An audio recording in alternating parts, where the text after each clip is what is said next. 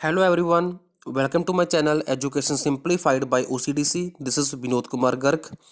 ਇਸ ਵੀਡੀਓ ਵਿੱਚ ਆਪਾਂ ਗੱਲ ਕਰਾਂਗੇ ਕਿ ਸੂਖਮ ਜੀਵਾਂ ਦਾ ਸੀਵਰੇਜ ਵਾਟਰ ਟ੍ਰੀਟਮੈਂਟ ਵਿੱਚ ਕੀ ਰੋਲ ਹੈ। What is the role of microorganisms in sewage waste water treatment? ਸੋ ਸ਼ੁਰੂ ਕਰਦੇ ਹਾਂ ਕਿ ਸਭ ਤੋਂ ਪਹਿਲਾਂ ਸੀਵੇਜ ਵਾਟਰ ਟ੍ਰੀਟਮੈਂਟ ਦੀ ਜ਼ਰੂਰਤ ਕਿਉਂ ਹੈ। Sewage contain large amount of organic matter and microbes, ਮਤਲਬ ਜਿਹੜਾ ਇਹ ਵੇਸਟ ਵਾਟਰ ਹੁੰਦਾ ਹੈ ਇਸ ਵਿੱਚ ਬਹੁਤ ਸਾਰੀ ਆਰਗੈਨਿਕ ਮੈਟਰ ਹੁੰਦੀ ਹੈ ਅਤੇ ਨਾਲ ਹੀ ਬਹੁਤ ਸਾਰੇ ਮਾਈਕਰੋ ਆਰਗੈਨਿਜ਼ਮ ਪਹਿਲਾਂ ਤੋਂ ਮੌਜੂਦ ਹੁੰਦੇ ਹਨ ਜੋ ਕਿ ਪੈਥੋਜੈਨਿਕ ਹੋ ਸਕਦੇ ਹਨ। ਪੈਥੋਜੈਨਿਕ ਤੋਂ ਭਾਵ ਹੁੰਦਾ ਕਿ ਜੋ ਆਪਾਂ ਨੂੰ ਬਿਮਾਰੀਆਂ ਕਰ ਸਕਦੇ ਹਨ।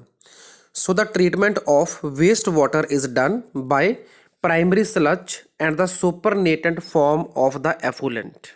ਸੋ ਇਸ ਤੋਂ ਭਾਵ ਕੀ ਹੈ ਕਿ ਜਿਹੜੀ ਆਰਗੈਨਿਕ ਮੈਟਰ ਵੇਸਟ ਵਾਟਰ ਦੇ ਵਿੱਚ ਹੁੰਦੀ ਹੈ ਜਦੋਂ ਉਹ ਨੀਚੇ ਬੈਠ ਜਾਂਦੀ ਹੈ ਤਾਂ ਉਸ ਨੂੰ ਪ੍ਰਾਇਮਰੀ ਸਲੱਜ ਬੋਲਿਆ ਜਾਂਦਾ ਹੈ ਅਤੇ ਜਿਹੜਾ ਪਾਣੀ ਉੱਪਰ ਬਚਦਾ ਹੈ ਤਾਂ ਉਸ ਨੂੰ ਬੋਲਿਆ ਜਾਂਦਾ ਹੈ ਐਫੂਲੈਂਟ। ਓਕੇ, ਫਿਰ ਆਪਾਂ ਇਸ ਐਫੂਲੈਂਟ ਦਾ ਕੀ ਕਰਦੇ ਹਾਂ। The effluent from the primary settling tank is taken for secondary treatment, ਮਤਲਬ ਜਿਹੜਾ ਇਹ ਪਾਣੀ ਬਚਿਆ ਆਪਣੇ ਕੋਲ ਸਲੱਜ ਦੇ ਨੀਚੇ ਬੈਠਣ ਤੋਂ ਬਾਅਦ ਤਾਂ ਉਸ ਐਫੂਲੈਂਟ ਨੂੰ ਆਪਾਂ ਨੈਕਸਟ ਸੈਟਲਿੰਗ ਟੈਂਕ ਦੇ ਵਿੱਚ ਲੈ ਕੇ ਜਾਵਾਂਗੇ ਤੇ ਉਹਦਾ ਸੈਕੰਡਰੀ ਟ੍ਰੀਟਮੈਂਟ ਕਰਾਂਗੇ। ਜਿਹੜਾ ਆਪਾਂ ਫਿਜ਼ੀਕਲ ਟ੍ਰੀਟਮੈਂਟ ਕੀਤਾ ਇਹਨੂੰ ਪ੍ਰਾਇਮਰੀ ਟ੍ਰੀਟਮੈਂਟ ਕਹਿੰਦੇ ਨੇ ਔਰ ਜਿਹੜਾ ਸੈਕੰਡਰੀ ਕਰਾਂਗੇ ਉਹਨੂੰ ਆਪਾਂ ਬਾਇਓਲੋਜੀਕਲ ਟ੍ਰੀਟਮੈਂਟ ਕਹਿੰਦੇ ਆ ਤੇ ਉਸ ਤੋਂ ਉਪਰੰਤ ਟਰਸ਼ਰੀ ਟ੍ਰੀਟਮੈਂਟ ਵੀ ਕਰ ਸਕਦੇ ਆ ਜਿਸ ਨੂੰ ਕਿਹਾ ਜਾਂਦਾ ਹੈ chemical treatment. The primary effluent is passed into large aeration tank, ਮਤਲਬ ਜਿਹੜਾ ਪ੍ਰਾਇਮਰੀ ਐਫੂਲੈਂਟ ਬਣਿਆ ਆਪਣੇ ਕੋਲ ਉਸ ਨੂੰ ਆਪਾਂ ਏਰੀਏਸ਼ਨ ਟੈਂਕ ਦੇ ਵਿੱਚ ਲੈ ਕੇ ਜਾਵਾਂਗੇ। ਏਰੀਏਸ਼ਨ ਮਤਲਬ ਜਿਸ 'ਚ ਹਵਾ ਦਾ ਆਦਾਨ ਪ੍ਰਦਾਨ ਹੋ ਸਕਦਾ ਹੋਵੇ। ਵੇਅਰ ਇਟ ਇਜ਼ ਕੌਨਸਟੈਂਟਲੀ ਐਜੀਟੇਟਡ, ਮਤਲਬ ਆਪਾਂ ਨੂੰ ਲਗਾਤਾਰ ਹਿਲਾਉਂਦੇ ਰਵਾਂਗੇ ਮਕੈਨੀਕਲ ਤਰੀਕੇ ਨਾਲ ਤੇ ਨਾਲ ਹੀ ਇਸ ਦੇ ਵਿੱਚ ਏਅਰ ਪੰਪ ਕੀਤੀ ਜਾਵੇਗੀ। This allows vigorous growth of useful aerobic microbe, ਮਤਲਬ ਏਅਰ ਦੀ ਮਦਦ ਨਾਲ ਤੇ ਜ਼ਿਆਦਾ ਇਸ ਨੂੰ ਸ਼ੇਕ ਕਰਨ ਦੇ ਨਾਲ ਹਿਲਾਉਣ ਦੇ ਨਾਲ ਇਸ ਟੈਂਕ ਦੇ ਅੰਦਰ ਉਸ ਤਰ੍ਹਾਂ ਦੇ ਮਾਈਕਰੋਬਸ ਪੈਦਾ ਹੋ ਜਾਣਗੇ ਜਿਨ੍ਹਾਂ ਨੂੰ ਆਕਸੀਜਨ ਚਾਹੀਦੀ ਹੁੰਦੀ ਹੈ ਤਾਂ ਉਹਨੂੰ ਬੋਲਦਾ aerobic microbes. Okay, into flocs that is mass of bacteria associated with the fungal filament to form mesh like structure, ਮਤਲਬ ਜਿਹੜੇ ਇਹ ਐਰੋਬਿਕ ਮਾਈਕਰੋਬ ਬਣਨਗੇ ਇਹ ਫਲੌਕਸ ਬਣਾ ਲੈਣਗੇ, ਇੱਕ ਤਰ੍ਹਾਂ ਦੇ ਗਰੁੱਪਸ ਬਣਾ ਲੈਣਗੇ।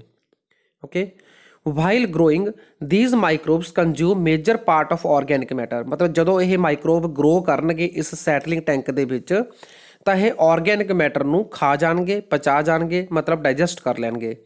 ਦਿਸ ਸਿਗਨੀਫਿਕੈਂਟਲੀ ਰਿਡਿਊਸਸ BOD, BOD ਤੋਂ ਭਾਵ ਹੁੰਦਾ ਹੈ ਬਾਇਓਕੈਮੀਕਲ ਆਕਸੀਜਨ ਡਿਮਾਂਡ। ਇਹਦਾ ਮਤਲਬ ਹੁੰਦਾ ਹੈ ਕਿ 1 ਲੀਟਰ ਪਾਣੀ ਨੂੰ ਵੇਸਟ ਵਾਟਰ ਨੂੰ ਬਿਲਕੁਲ ਪੀਣ ਯੋਗ ਬਣਾਉਣ ਦੇ ਲਈ, ਕਲੀਅਰ ਕਰਨ ਦੇ ਲਈ ਕਿੰਨੀ ਆਕਸੀਜਨ ਦੀ ਜ਼ਰੂਰਤ ਹੁੰਦੀ ਹੈ ਤਾਂ ਉਹਨੂੰ ਬੋਲਿਆ ਜਾਂਦਾ ਹੈ ਬਾਇਓਕੈਮੀਕਲ ਆਕਸੀਜਨ ਡਿਮਾਂਡ। ਕਿਸੇ ਵੀ ਪਾਣੀ ਦੇ ਸੈਂਪਲ ਦਾ BOD ਜਿੰਨਾ ਜ਼ਿਆਦਾ ਹੋਊਗਾ ਇਟ ਮੀਨਸ ਉਹਦੇ ਅੰਦਰ ਪੋਲਿਊਸ਼ਨ ਉਨਾ ਜ਼ਿਆਦਾ ਹੈ, ਠੀਕ ਹੈ, ਔਰ ਜਿੰਨਾ BOD ਘੱਟ ਹੋਵੇਗਾ ਇਟ ਮੀਨਸ ਉਨਾ ਪਾਣੀ ਪਿਓਰ ਹੈ। ਸੋ BOD ਦੀ ਡੈਫੀਨੇਸ਼ਨ ਹੋ ਗਈ ਕਿ BOD refer to the amount of oxygen that would be consumed if all organic matter in 1 litre of water were oxidised by bacteria, ਮਤਲਬ 1 ਲੀਟਰ ਪਾਣੀ ਵਿੱਚ ਬੈਕਟੀਰੀਆ ਦੁਆਰਾ ਪੂਰੀ ਆਰਗੈਨਿਕ ਮੈਟਰ ਨੂੰ ਆਕਸੀਡਾਈਜ਼ ਕਰਨ ਦੇ ਲਈ, ਪੂਰੀ ਆਰਗੈਨਿਕ ਮੈਟਰ ਨੂੰ ਖਤਮ ਕਰਨ ਦੇ ਲਈ ਜਿੰਨੀ ਆਕਸੀਜਨ ਦੀ ਲੋੜ ਪਈ ਉਹ ਉਸ 1 ਲੀਟਰ ਪਾਣੀ ਦੀ BOD ਹੋ ਗਈ, ਮਤਲਬ ਬਾਇਓਕੈਮੀਕਲ ਆਕਸੀਜਨ ਡਿਮਾਂਡ ਹੋ ਗਈ। ਠੀਕ ਹੈ ਜੀ। ਇਸ ਦੇ ਉਲਟ ਹੁੰਦਾ ਇੱਕ ਕਿ ਪਾਣੀ ਵਿੱਚ ਆਕਸੀਜਨ ਕਿੰਨੀ ਹੈ ਤਾਂ ਉਹਨੂੰ ਕਹਿੰਦੇ DO, ਦੈਟ ਇਜ਼ ਡਿਜ਼ੋਲਵਡ ਆਕਸੀਜਨ। ਸੋ ਜਿੰਨੀ BOD ਘੱਟ ਹੋਵੇਗੀ ਓਨੀ DO ਜ਼ਿਆਦਾ ਹੋਵੇਗੀ, ਮਤਲਬ ਓਨੀ ਪਾਣੀ 'ਚ ਆਕਸੀਜਨ ਜ਼ਿਆਦਾ ਹੋਵੇਗੀ। ਜਿੰਨੀ ਪਾਣੀ 'ਚ ਆਕਸੀਜਨ ਜ਼ਿਆਦਾ ਹੋਵੇਗੀ ਤਾਂ ਓਨਾ ਪਾਣੀ ਪਿਓਰ ਹੋਵੇਗਾ।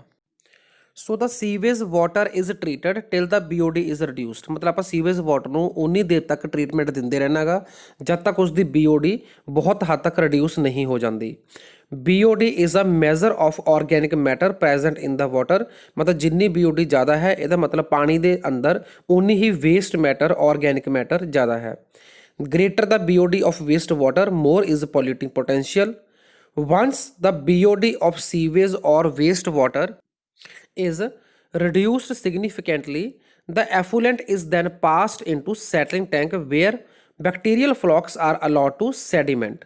This sediment is called activated sludge, ਮਤਲਬ ਕਿ ਜਦੋਂ ਆਪਾਂ BOD ਨੂੰ ਕਾਫੀ ਹੱਦ ਤੱਕ ਘਟਾ ਲਿਆ ਤਾਂ ਉਸ ਤੋਂ ਬਾਅਦ ਜਿਹੜਾ ਐਫੂਲੈਂਟ ਰਹਿ ਗਿਆ ਆਪਣੇ ਕੋਲ, ਮਤਲਬ ਪਾਣੀ ਰਹਿ ਗਿਆ ਜਿਹੜਾ, ਉਹਨੂੰ ਫਰਦਰ ਆਪਾਂ ਪਾਸ ਕਰਾਂਗੇ ਇੱਕ ਸੈਟਲਿੰਗ ਟੈਂਕ ਦੇ ਵਿੱਚ जिथे बैक्टीरिया के जिहड़े फ्लॉक्स बने सी ਉਹ फ्लॉक्स हुण सैडीमेंट बन जाणगे, मतलब थल्ले बैठ जाणगे ते इस सैडीमेंट नूं आपां एक्टिवेटेड स्लज बोलांगे क्योंकि इस विच बायोलॉजिकल बैक्टीरिया ने। Small part of the activated sludge is pumped back into aeration tank, मतलब आपां इहदे कुछ पार्ट नूं एरीएशन टैंक दे विच मतलब पिछले स्टैप दे विच वापस पा दांगे, ठीक है, ताकि वो इनोकुलम का ਜਾਂ स्टार्टर का काम कर सकन। जिवें आपां दुੱਧ ਤੋਂ दही बनाने वेले जाग लगाउने आ, उसे तरह पानी के ट्रीटमेंट वास्ते आपां इस इनोकुलम मतलब एक्टिवेटेड स्लज की वरतों करते हाँ। Clear. The remaining major part of the sludge is pumped into large tank, जिहड़ा बाकी पार्ट बच गया वड्डा पार्ट ਉਹਨੂੰ ਆਪਾਂ ਅੱਗੇ ਹੋਰ ਇੱਕ ਵੱਡੇ ਟੈਂਕ ਦੇ ਵਿੱਚ ਪਾਵਾਂਗੇ, जिस ਨੂੰ ਆਪਾਂ ਕਹਾਂਗੇ ਐਨਾਰੋबिक स्लज डाइजेस्टर, क्योंकि इस तो पहले स्टैप 'ਚ ਆਪਾਂ एरोबिक ਕੀਤਾ ਸੀ, ਹੁਣ ਆਪਾਂ ਕਰਾਂਗੇ ਐਨਾਰੋबिक मतलब बिना ऑक्सीजन तो।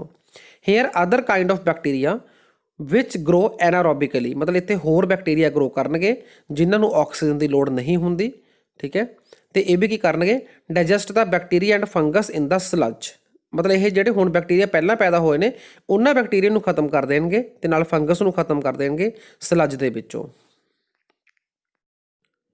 During this digestion, bacteria produce a mixture of gases such as methane, hydrogen sulfide, which is the formula of the H2S, and carbon dioxide, that is CO2.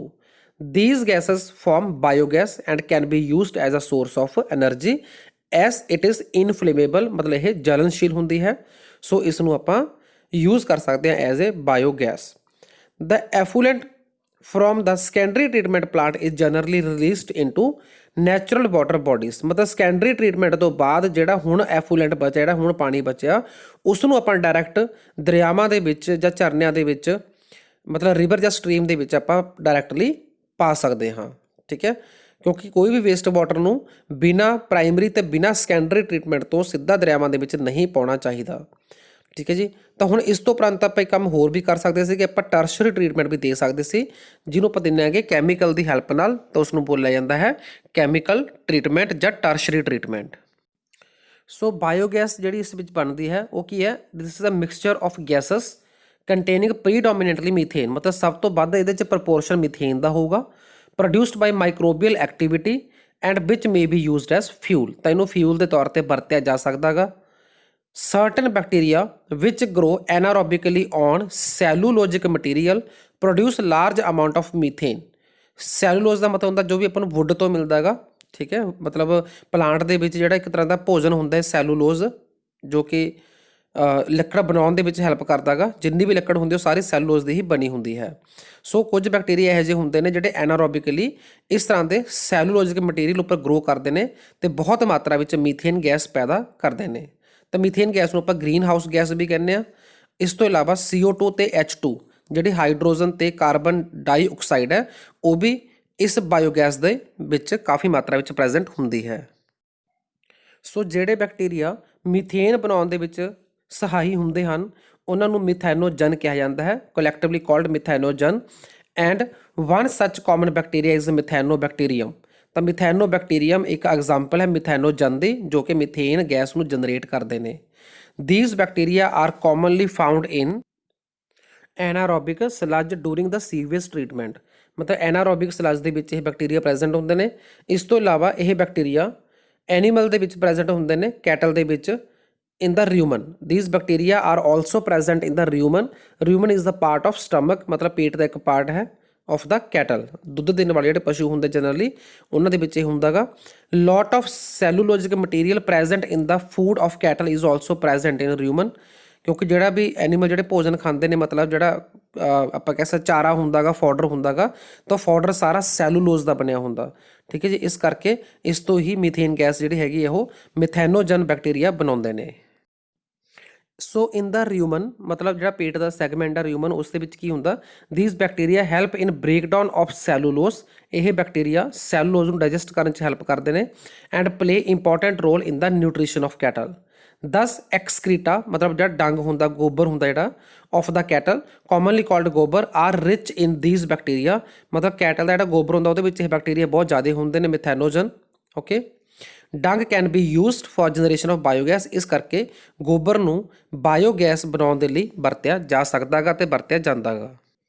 So this was all about the role of microbes in sewage treatment plant. Hope के video पसंद आएगा ਤੁਹਾਨੂੰ। सो share करना, subscribe करना, like करना बिल्कुल ना भूलो। Thank you.